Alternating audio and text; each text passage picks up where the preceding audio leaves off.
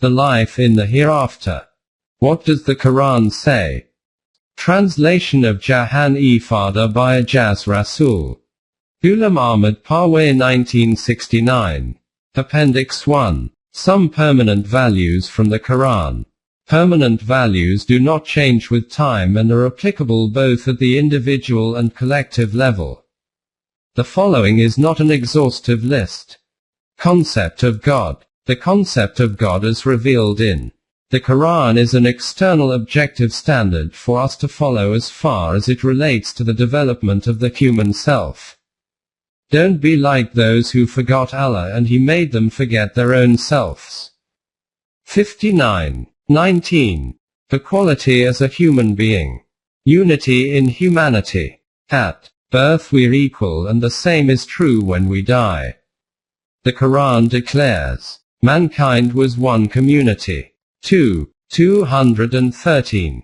Respect as a human being. Every human being possesses a self which has the attribute of free will. This entitles every human being to equal respect, so that there can be no discrimination due to reasons of family, tribe, race, community, nationality, religion, gender, color, language, culture, tradition. Verily, we have honored all children of Adam. 17.70. Freedom. Since every human being is born free, then he or she should remain free. According to the Quran, freedom means that no one can extort obedience from another human being. Only the Quranic values should be followed, as it is only by operating within the confines of these values that the self can develop. See verses 3.79, 5.44, 10. 15, and 82.19. Freedom to choose. No compulsion. Responsibility for the act of a human being is determined by his own volition and intent. It is our choices in life which define us. The Quran invites us to use the power of our intellect and reasoning to acquire evidence to then make informed decisions. Those who, when they are reminded with the signs of their Lord, droop not down at them as if they were deaf and blind. 25.73. See also 256. Righteousness as a criterion. The level of development of the self and individual conduct should be the criterion for higher responsibility within a society. The Quran declares, the noblest of you in the sight of Allah is the best in righteousness. 49.13. Tolerance. Freedom to choose means that we need to be tolerant and accept the choices made by others in their lives. The Quran asks us to understand this at a fundamental level, i.e., by being in possession of a self with freedom to choose, we need to recognize this state exists in others and accept it. 22.42. 256. Existence of the human self. We all have a strong sense of identity and are aware of our existence. We have self-consciousness and the ability to make decisions. Our inner attributes of emotions, thinking, memory, etc. help us to live our lives, and in the process we gain experiences which helps to develop ourself and which creates our inner reality. 39.41. Accountability. The law of requital. Human beings possess free will, emotions, and the ability to think about thinking, and memory. Our thinking and decisions leave an impact on our self, i.e., it changes our personality and the way we think and act. The Quran declares that every cause has an effect in human daily living. This is called the law of requital. The purpose of human creation is that none of our deeds remains unaccountable and none of us is dealt with unjustly. 45.22. Whatever we do affects our self, and this self based on our I and consciousness have the ability to survive our physical death. Responsibility cannot be shared at the level of the self. At an individual level each one of us is a complete unit, therefore none can share our responsibility at this level. The Quran asks us to follow this value in our interactions as well. 53:38. Free will. The use of this value is up to us as individuals to use by exercising our freedom to choose. However, our choices have consequences and we are accountable for these. The Quran tells us that this is your world and you can live your life as you wish.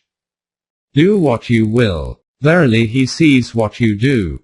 41:40. Warning, admonition. We need to warn each other about the consequences of what we think, say and do in our lives.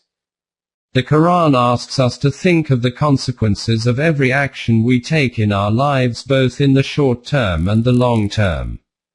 The Quran calls its message a warning to mankind, to be accepted or rejected and then to live with the consequences of those choices. That it gives warning to any who are alive.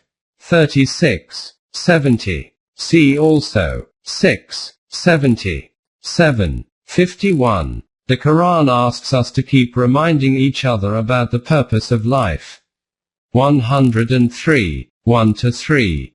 Justice. When dispensing justice, no distinction is allowed between friend and foe, us and others. And let not the dislike of a people incite you not to act equitably.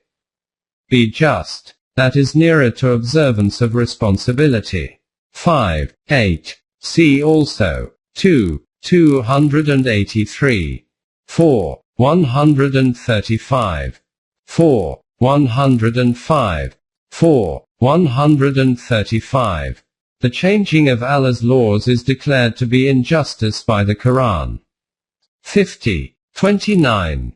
This is why man-made systems can never deliver true justice, as these laws change from one nation to another nation and also keep changing within a country, and these are based on relative values. Good deeds replace the effects of bad deeds. The Quran declares, for those things that are good remove those that are bad. 11:114. Repel bad with that which is good. 23:96. What is good for mankind remains on earth, while that which is for the good of mankind remains on the earth. 13:17. Our world is in a state of continuous flux and there is a continuous fight between haq and battle. Ultimately it is haq which overcomes what is battle. The Quran asks us to establish a system based on haq which caters for the needs of the body as well as of the human self. Knowledge. The Quran has referred to both perceptual and conceptual knowledge and asked mankind to explore both the visible and the invisible worlds to understand the truth and the purpose behind human creation. Taught man that which he knew not. 96:5. He taught Adam the ability to characterize. 2:31. Science. The Quran asks us to make efforts to discover both the physical and the psychic worlds and bring them into use for the good of mankind at large. And he has made subservient to you whatsoever is in the heavens and whatsoever is in the earth, all from himself. 45:13. Aesthetic sense. As human beings we have an aesthetic sense, an appreciation for beauty. The Quran acknowledges and respects this and considers it as a necessary element in the growth and development of human personality. Say, who has forbidden the adornment of Allah, which he has brought forth for his servants, and the good things of his providing? 7:32. However, the pursuit of the aesthetic sense should be within the confines of the permanent values. History as a model. The Quran asks mankind to study history and the rise and fall of civilizations with a view to learn lessons. This helps us to study the permanent values and see that violations of these values leads to wars and conflicts and leads to a waste of valuable human time. Do they not travel through the earth and see what was the end of those before them? They were more numerous than these and superior in strength and in the traces they have left in the land. Yet all that they accomplished was of no profit to them. 40:82. See also 10. 39. Subsistence. Basic necessities for all human beings must be met and an environment should be created for the development of the human self. Meeting the physical needs of the human body is essential before intellectual reasoning and creative activity can be brought into play. This is the reason why the Quran declares that the aim is to establish an economic system in which there is no accumulation of wealth, and they ask you as to what they should give for the benefit of others. Say, whatever is surplus to your requirements. 219. Reward is for the work and not the capital. This value defines the economic system proposed by the Quran. Life is a journey and not a destination. The capital must remain in continuous flow and must not be accumulated. Reward for work must meet the necessities of life. 53. 39. Opening parenthesis. 59. 7. Patience and perseverance. Since the self takes time to develop, as it has to gain knowledge and overcome the challenges of life, it therefore needs time to build up its inner conviction and strength.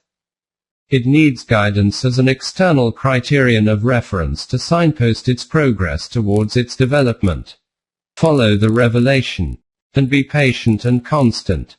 10. 109. An analogy is a seed which needs to be nurtured to grow to its full potential.